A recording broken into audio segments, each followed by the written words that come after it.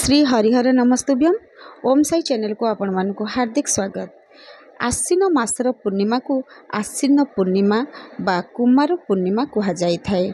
एही कुमार पूर्णिमा केउ दिन पड़ुछि आमर अक्टोबर 16 तारिख एवं अक्टोबर 17 तारिख एही दुई दिन पड़ुछि पूर्णिमा।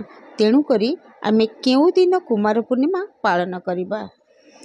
असली खड़ीरत्न पंजिकारे स्पष्ट भाव लेखा अछि कि अक्टोबर 16 तारिख रे उजागर व्रत माँ गजलक्ष्मी पूजा बा कुमार उत्सव अक्टोबर 16 तारिख बुधवार दिन पालन हेबो।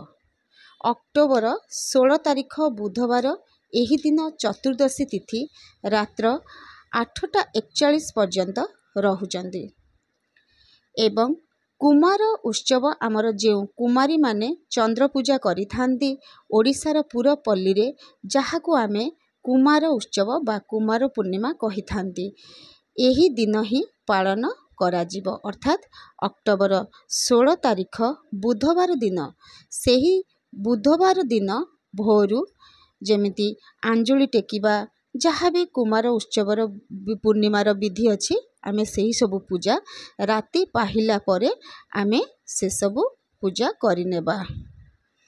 एक कथा स्पष्ट भावे आपण बुझी पारिथिबे जे अक्टोबर 16 तारिख बुधवार दिन भोरु भोरु आमे कुमार पूर्णिमार व्रत करिबा किंबा आंजुली टेकिबा।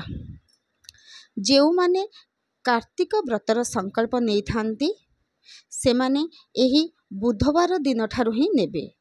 जेउ दिन कुमार पूर्णिमा सेई दिन ही कार्तिक व्रतर संकल्प नेबे। अक्टोबर 17 तारिख दिन तो पूर्णिमा अछि आमे से दिन काहेकि कार्तिक व्रतर संकल्प नेबा नाही। कारण अक्टोबर 17 तारिख दिन सूर्योदय परे पूर्णिमा तिथि रहुचंती हेले सेही पूर्णिमा तिथि सहित संक्रांति तिथि युक्त होई रहुचंती।